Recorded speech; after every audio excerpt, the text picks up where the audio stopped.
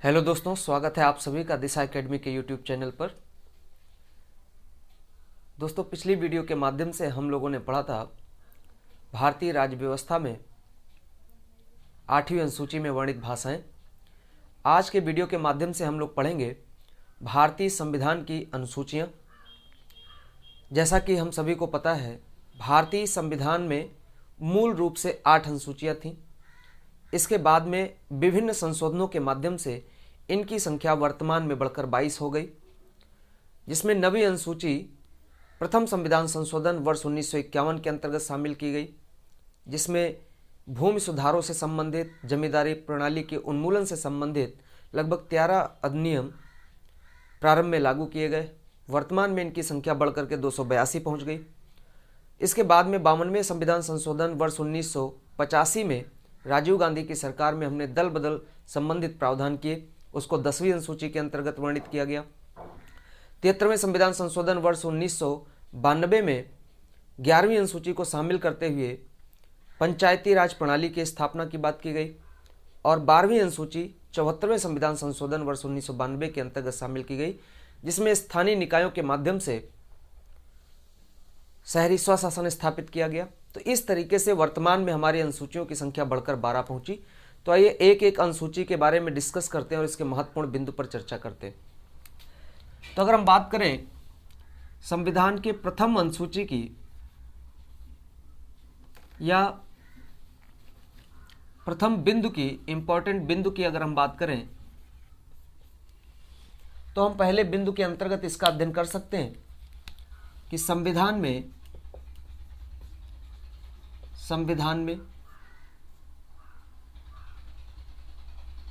या हम ये कह सकते हैं मूल संविधान में इनकी संख्या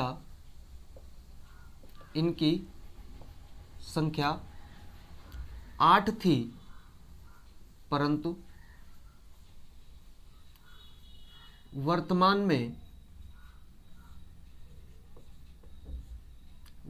में इनकी संख्या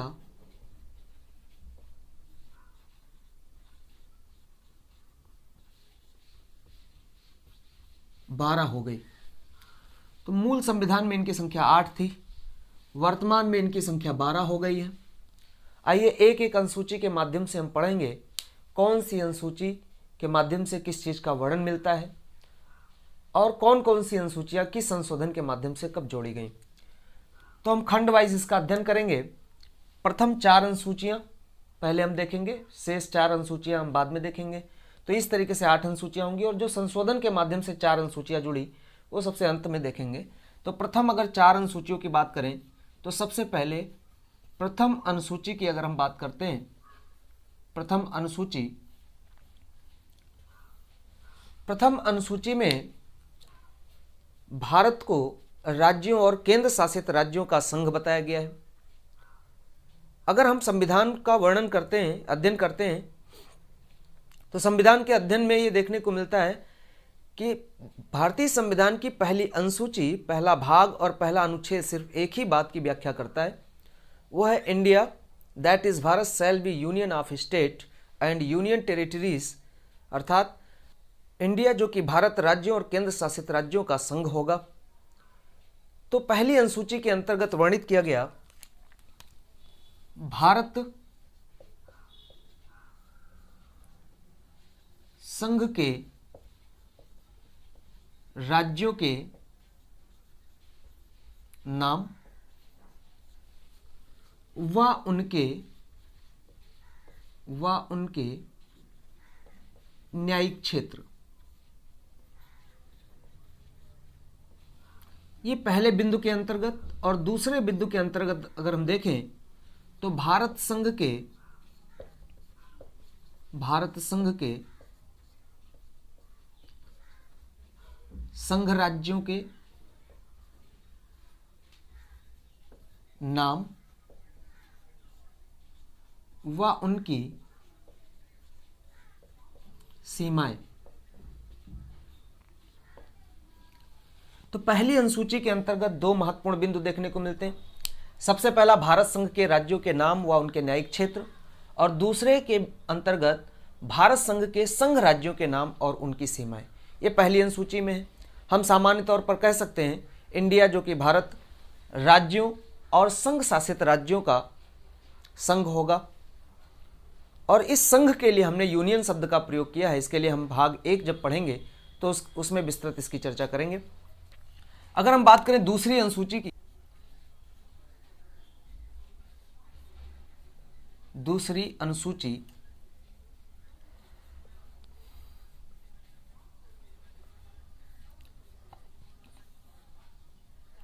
अनुसूची में संवैधानिक पदाधिकारियों के वेतन और भत्तों को लेकर बात की गई है।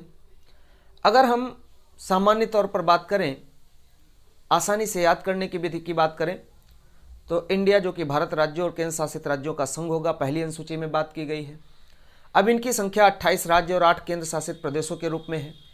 अब एक अकेला व्यक्ति प्रशासन करने के लिए उत्तरदायी नहीं होगा, इसलिए अनेक प्रशासनिक अधिकारी होंगे और कोई भी व्यक्ति फ्री काम नहीं करेगा। इसके लिए दूसरी अनुसूची में इन संवैधानिक पदाधिकारियों को दिए जाने वाले वेतन और भत्तों को लेकर चर्चा की गई है। अगर हम संवैधानिक भाषा की बात करें तो संवैधानिक भाषा में यह लिखा मिलता है, पदाधिकारियों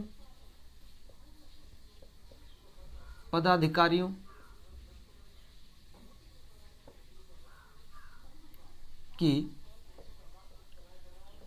परलब्धियों, पदाधिकारियों की परलब्धियों, भत्ते व विशेषाधिकार।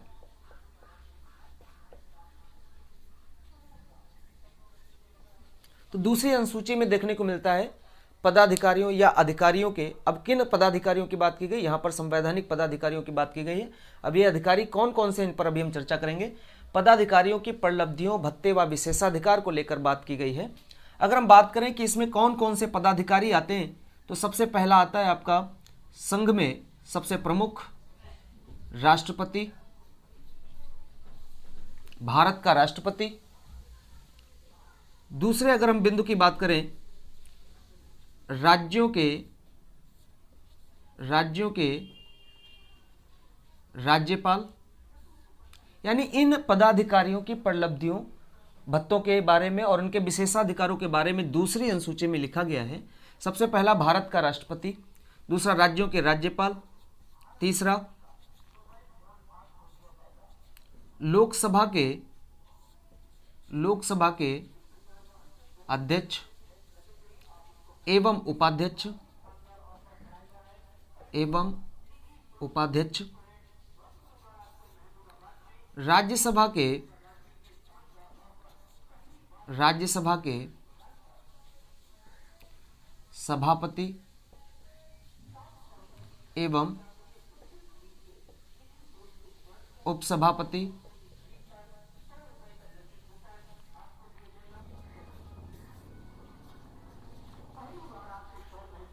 राज्यों की विधानसभाओं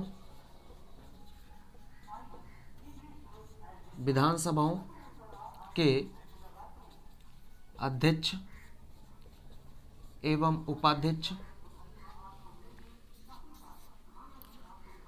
राज्यों की विधान परिषद के सभापति एवं उपसभापति,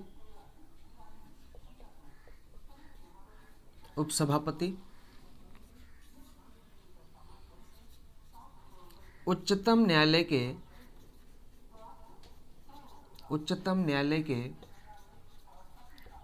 न्यायाधीशों,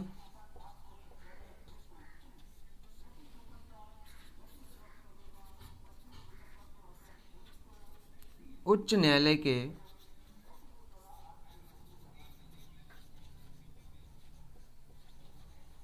न्यायाधीशों,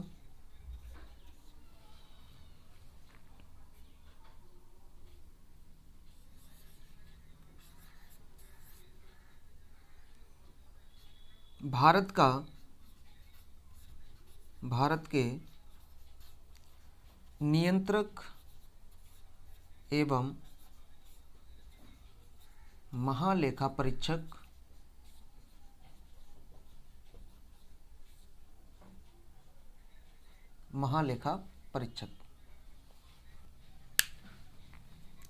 तो ये पदाधिकारी हैं जिनके बारे में दूसरी अनुसूची में उल्लेख किया गया। भारत के राष्ट्रपति, राज्यों के राज्यपाल, लोकसभा के अध्यक्ष एवं उपाध्यक्ष, राज्यसभा के सभापति एवं उपसभापति, राज्यों की विधानसभाओं के अध्यक्ष उपाध्यक्ष, राज्यों की विधान परिषद के सभापति उपसभापति, उच्चतम न्यायालय के न्यायाधीशों, उच्च न्यायालय के न्यायाधीशों, भारत के नियंत्रक एवं महालेखा परीक्षक। अब यहाँ से एक प्रश्न महत्वपूर्ण बन सकता है कि निम्नलिखित में से किस पदाधिकारियों के परिलब्धियों, वेतन या भत्ते या उनके विशेषाधिकारों के बारे में दूसरी अनुसूची में वर्णित नहीं मिलता है। इनमें से कोई भी नाम दे करके और एक इसके इतर नाम दे करके आपसे इससे प्रश्न पूछा जा सकता है। अब अगर हम बात करें तीसरी अनुसूची की,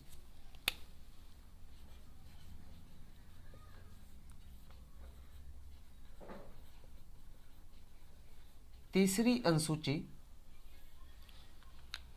अनुसूची में प्रमुख पदाधिकारियों के द्वारा ली जाने वाली शपथ और उनके प्रतिज्ञान के बारे में उपबंध देखने को मिलता है। हम लिख सकते हैं कुछ पदाधिकारियों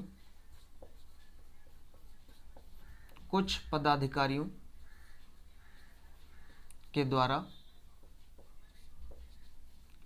ली जाने वाली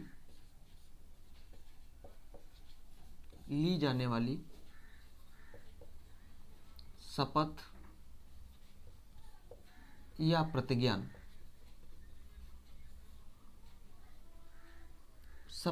प्रतिज्ञान, यानी तीसरी अनुसूची में संवैधानिक पदाधिकारियों या कुछ पदाधिकारियों के द्वारा ली जाने वाली शपथ और प्रतिज्ञान का उल्लेख है।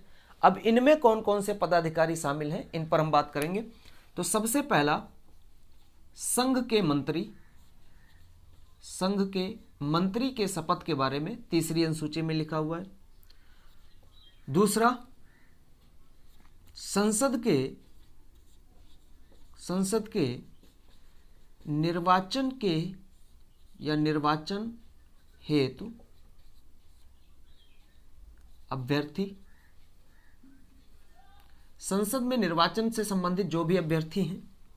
तीसरा, संसद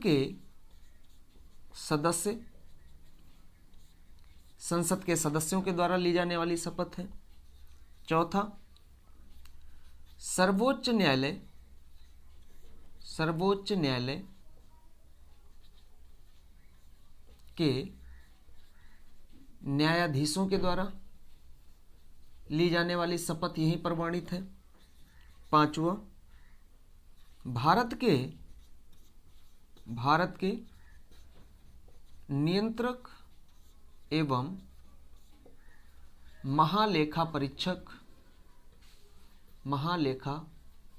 परीक्षक की शपथ का उल्लेख है। छठा, हम बात करें राज्य के मंत्रियों की शपथ, राज्य के मंत्री। सातवां, राज्य विधानमंडलों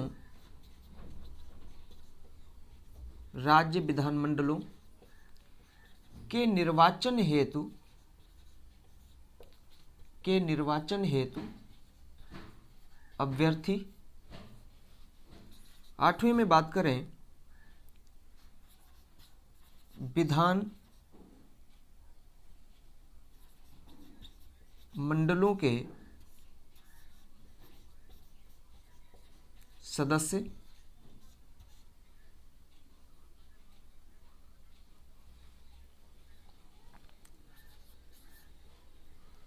इसके साथ साथ उच्च न्यायालय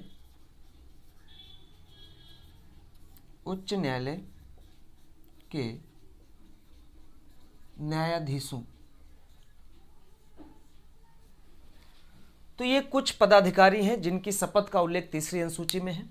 संघ के मंत्री, संसद के निर्वाचन हेतु अभ्यर्थी, संसद के सदस्य, सर्वोच्च न्यायालय के न्यायाधीश, भारत के नियंत्रक एवं महालेखा परीक्षक, राज्य के मंत्री या राज्यों के मंत्री आप कह सकते हैं, राज्यों के मंत्री, राज्य विधानमंडलों के निर्वाचन हेतु अभ्यर्थी, विधानमंडलों के सदस्य और उच्च न्यायालय के न्यायाधीशों के शपथ के बारे में उल्लेख, इनके द्वारा ली जाने वाली शपथ और प्रतिज्ञान के बारे में उल्लेख तीसरी अनुसूची में है। अगर हम बात करें प्रतिज्ञान की, तो शपथ का लिखित रूप जो होता है वो प्रतिज्ञान कहलाता है। तो ये हमारी तीसरी अनुसूची में संवैधानिक पदाधिकारियों या कुछ पदाधिकारियों द्वारा ली जाने वाली शपथ का प्रावधान किया गया। अगर हम चौथी अनुसूची की बात करते हैं, चौथी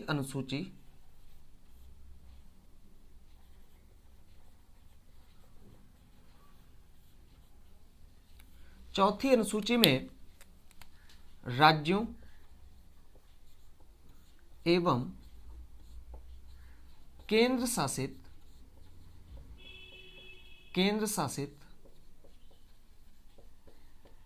राज्यों की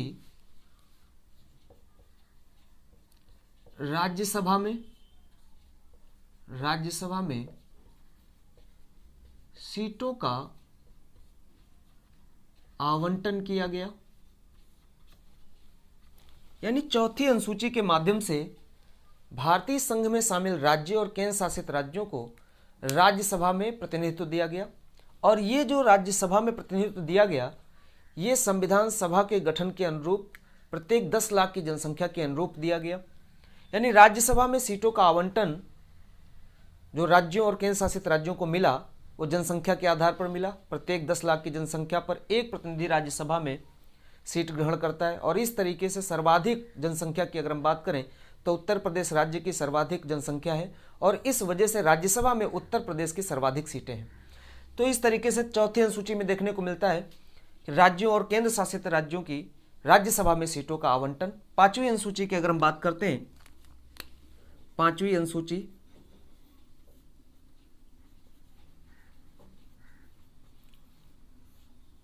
इस अनुसूची के माध्यम से, पांचवी अनुसूची के माध्यम से अनुसूचित जाति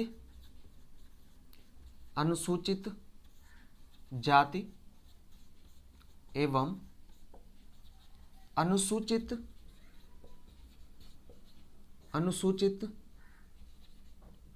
जनजाति के प्रशासन एवं उनके नियंत्रण के बारे में विशेषाधिकार दिया गया।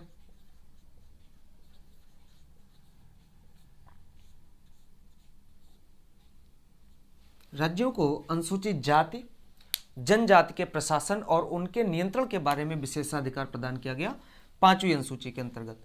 तो पांचवी अनुसूची में अनुसूचित जाति अनुसूचित जनजाति के प्रशासन के बारे में उपबंध किया गया।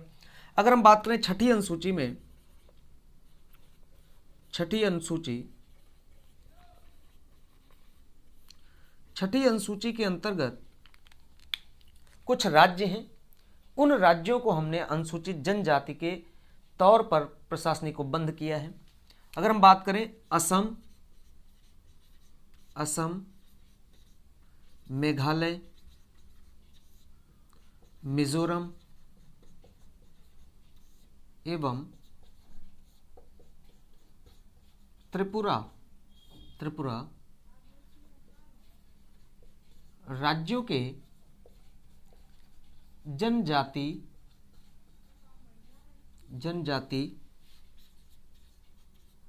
क्षेत्रों के प्रशासन के बारे में उपबंध। तो इस तरीके से छठी अनुसूची में असम, मेघालय, मिजोरम और त्रिपुरा राज्यों के जनजातीय क्षेत्रों के प्रशासन के बारे में उपबंध किया गया। अगर हम बात करें सातवीं अनुसूची की, सातवीं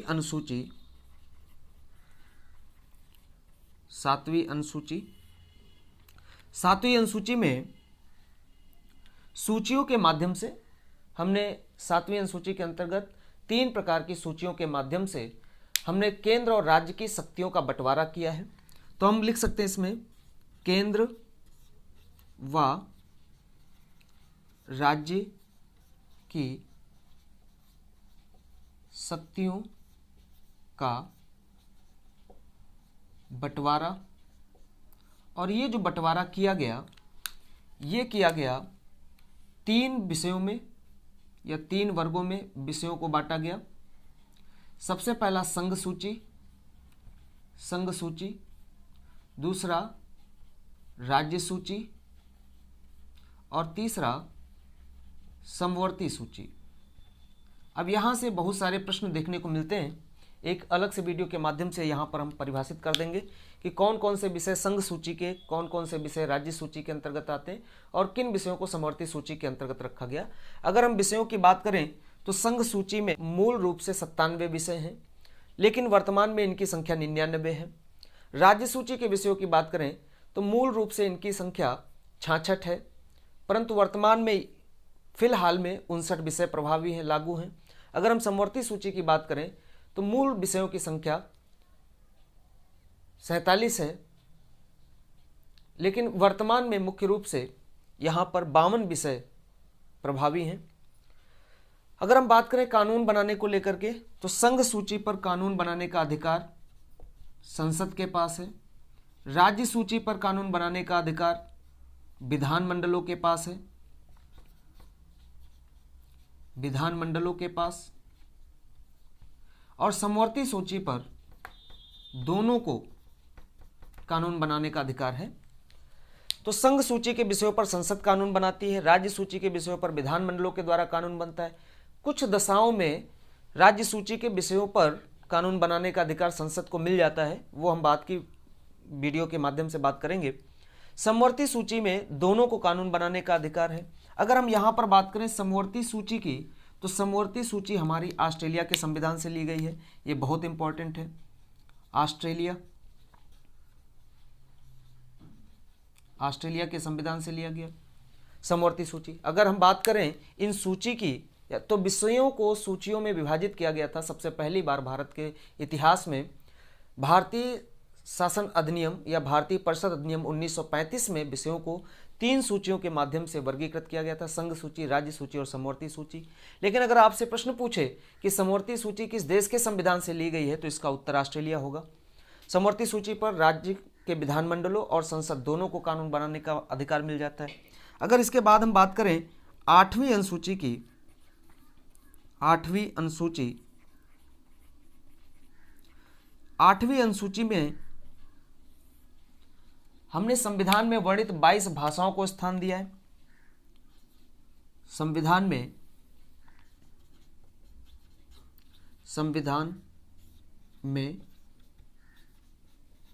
वर्णित 22 भाषाएं। तो इस अनुसूची के माध्यम से हमने संविधान में वर्णित 22 भाषाओं को मान्यता दी है। मूल रूप से इन भाषाओं की संख्या 14 थी। इसके बाद में वर्ष 1967 में सिंधी जुड़ी, वर्ष 1992 में नेपाली, मणिपुरी और कोंकणी जुड़ी। इसके बाद में वर्ष 2003 में बोडो, डोंगरी, मैथिली और संथाली जुड़ी, अलग अलग संविधान संशोधन के माध्यम से। तो इस 8वीं अनुसूची की मूल भाषाओं और संशोधन के माध्यम से जुड़ी हुई भाषाओं के लिए हमने अलग से वीडियो बना रखा है, उसका लिंक आपको डिस्क्रिप्शन बॉक्स में मिल जाएगा। आप वहां से जाकर के देख सकते हैं या हमारे यूट्यूब पेज पर जाकर के इस वीडियो को देख सकते हैं। भारतीय संविधान की 8वीं अनुसूची में वर्णित भाषाएं। तो 8वीं अनुसूची में संविधान में वर्णित भाषाएं कौन कौन सी हैं, कौन सी भाषा कब शामिल हुई, मूल रूप से कौन सी भाषाएं थी, ये 8वीं अनुसूची में वर्णित है। तो ये मूल रूप से जो 8 अनुसूचियां हमारे सामने निकल कर आई, ये हमारे मूल संविधान में थी। एक बार पुनः देख लीजिए, मूल संविधान में इनकी संख्या 8 थी, परंतु वर्तमान में 12 हो गई। ये जो मूल संविधान में अनुसूचियों की जो 8 क्रम था, वो ये 8 अनुसूचियां थी। पहली अनुसूची में भारत को राज्यों और केंद्र शासित राज्यों का संघ बताया गया। दूसरी में संवैधानिक पदाधिकारियों के परलब्धियों, वेतन भत्ते, विशेषाधिकार के बारे में बात की गई। तीसरी अनुसूची में कुछ पदाधिकारियों के द्वारा ली जाने वाली शपथ का उल्लेख किया गया। चौथी अनुसूची में राज्यसभा में राज्यों की सीटों का आवंटन किया गया। 5वीं अनुसूची के अंतर्गत अनुसूचित जाति, अनुसूचित जनजाति के प्रशासन का उपबंध किया गया। 6ठी अनुसूची के अंतर्गत असम, मेघालय, मिजोरम और त्रिपुरा राज्य को अनुसूचित जनजाति का दर्जा प्रदान करते हुए उनके प्रशासन की बात की गई। 7वीं अनुसूची में केंद्र और राज्य की शक्तियों का बंटवारा 3 सूची के विषयों में किया गया। 8वीं अनुसूची के अंतर्गत संविधान में वर्णित भाषाओं को मान्यता दी गई और इनकी मूल संविधान में संख्या 14 थी, वर्तमान में इनकी संख्या 22 है। अब इसके बाद हम लोग पढ़ते हैं जो संशोधन के माध्यम से हमारी अनुसूचियां जुड़ी वो कौन कौन सी थी, उनकी क्या क्या विशेषताएं हैं और किस उद्देश्य से वो शामिल की गई। तो सबसे पहले बात करते हैं 9वीं अनुसूची की। 9वीं अनुसूची, इसकी अगर पहले इंपॉर्टेंस की बात करें, पहले बिंदु की बात करें, तो सबसे पहला बिंदु यह है प्रथम संविधान संशोधन, प्रथम संविधान संशोधन अधिनियम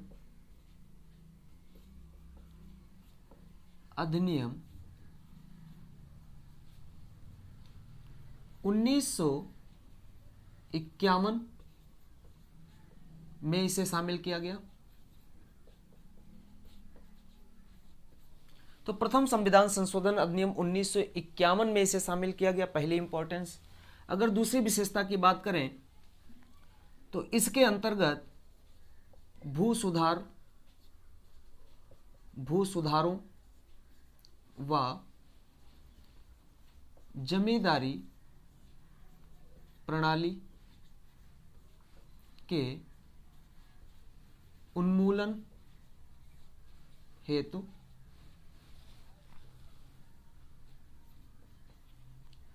राज्य विधानमंडलों व अन्य मामलों में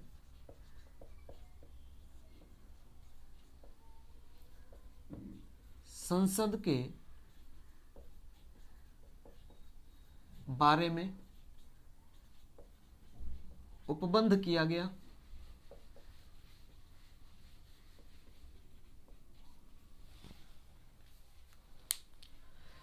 तो इस अनुसूची में भूमि सुधारों से संबंधित या जमींदारी प्रणाली के उन्मूलन से संबंधित अधिनियमों को प्रभावी किया गया।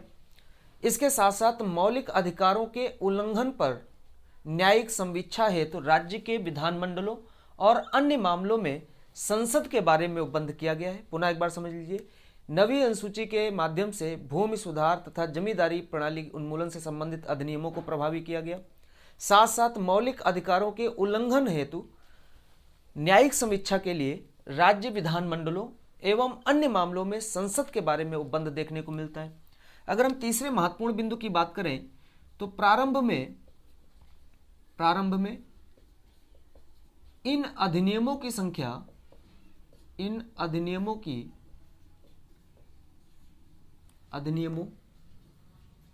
संख्या 13 थी। वर्तमान में 282 हो गई। कितनी हो गई? 282 हो गई।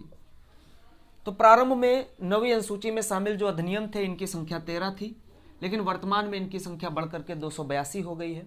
एक बार पुनः समझ लीजिए, 9वीं अनुसूची में भूमि सुधार जमींदारी प्रणाली के साथ साथ उन्मूलन के साथ साथ मौलिक अधिकारों के उल्लंघन पर राज्यों के विधानमंडलों तथा अन्य मामलों में संसद के बारे में उपबंध देखने को मिलता है।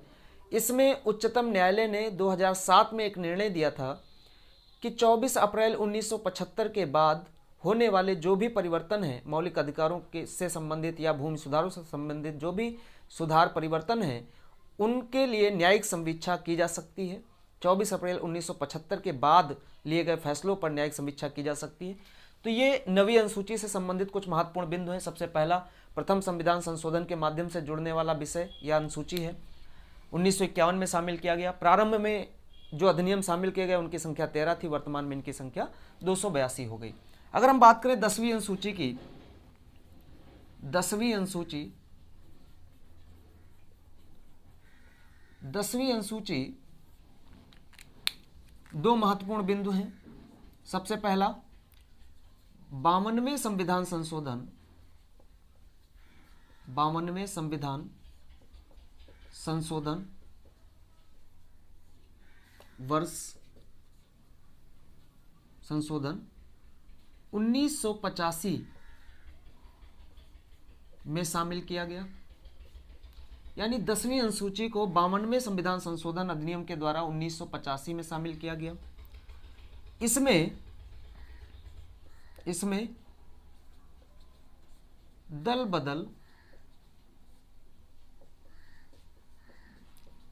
निरोधक कानून को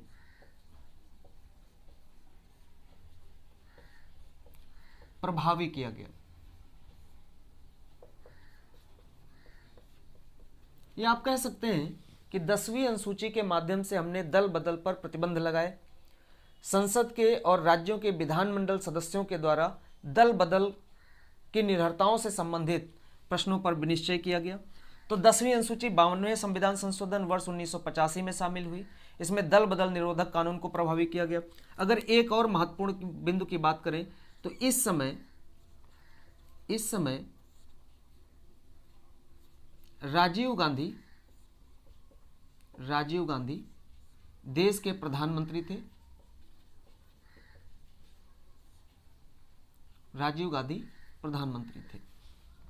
अगर इसके बाद हम बात करें 11वीं अनुसूची की, 11वीं अनुसूची बहुत बार एग्जाम में पूछी जा चुकी है। 11वीं अनुसूची, तो 11वीं अनुसूची हमने शामिल किया मुख्य रूप से 73वें संविधान संशोधन के माध्यम से। 73वें संविधान संशोधन अधिनियम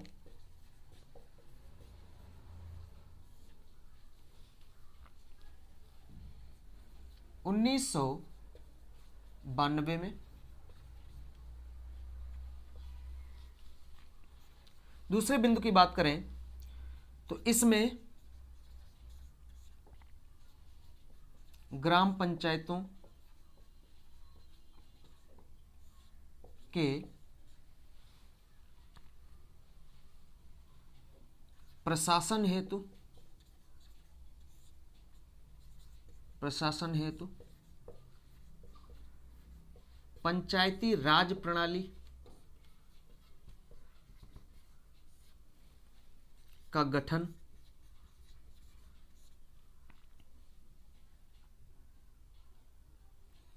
पंचायतों की शक्तियां,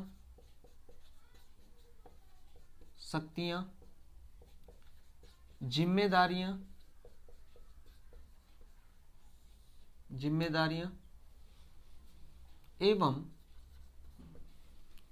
विशेषाधिकार की बात की गई। विशेषाधिकार।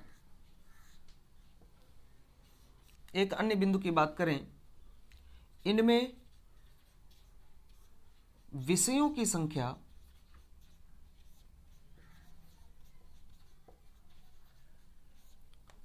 29 है। तो ये 11वीं अनुसूची थी। 11वीं अनुसूची 73वें संविधान संशोधन अधिनियम 1992 ईस्वी में शामिल की गई। इसमें ग्राम पंचायतों के प्रशासन हेतु पंचायती राज प्रणाली के गठन, पंचायतों की शक्तियां, उनकी जिम्मेदारियां और उनके प्रशासन के बारे में वो बंद किया गया। उनके विशेषाधिकारों की बात की गई। और इस अनुसूची में विषयों की संख्या 29 है। विषयों की संख्या 29 है।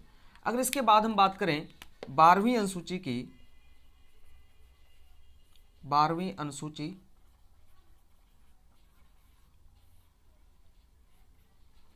तो इस अनुसूची में दो महत्वपूर्ण बिंदु हैं। सबसे पहला 74वें संविधान संशोधन, 74वें संविधान संशोधन अधिनियम 1992 में शामिल।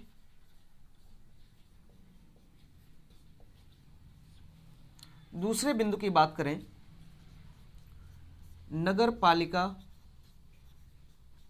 नगर पालिकाओं की शक्तियां, विशेषाधिकार व जिम्मेदारियों की बात की गई। अगर इनमें विषयों की बात की जाए तो इनके विषयों की संख्या 18 है। तो 12वीं अनुसूची के माध्यम से यह अनुसूची शामिल की गई 74वें संविधान संशोधन अधिनियम 1992 में। नगर पालिकाओं की शक्तियों और विशेषाधिकारों की बात की गई, इनमें विषयों की संख्या 18 है। इस तरीके से हमारी अनुसूचियों में लगातार बढ़ोतरी हुई और वर्तमान में अनुसूचियों की संख्या बढ़कर 12 पहुंच गई। तो 9वीं अनुसूची प्रथम संविधान संशोधन, 10वीं 92वें संविधान संशोधन 1985, 11वीं अनुसूची 73वें संविधान संशोधन ग्राम पंचायती के प्रशासन संबंधित 1992 और 12वीं अनुसूची 74वें संविधान संशोधन 1992 में नगर पालिकाओं के विशेषाधिकार को लेकर के शामिल की गई। तो ये थी हमारी संविधान की 12 अनुसूचियां और उनसे संबंधित महत्वपूर्ण बिंदु। उम्मीद करते हैं आप सभी को समझ में आया होगा, अच्छा लगा होगा। अपने सुझाव कमेंट के माध्यम से भेजना ना भूलें। जिन लोगों ने चैनल को सब्सक्राइब नहीं किया वो सब्सक्राइब कर लें। वीडियो को ज़्यादा से ज़्यादा शेयर कर दें। धन्यवाद।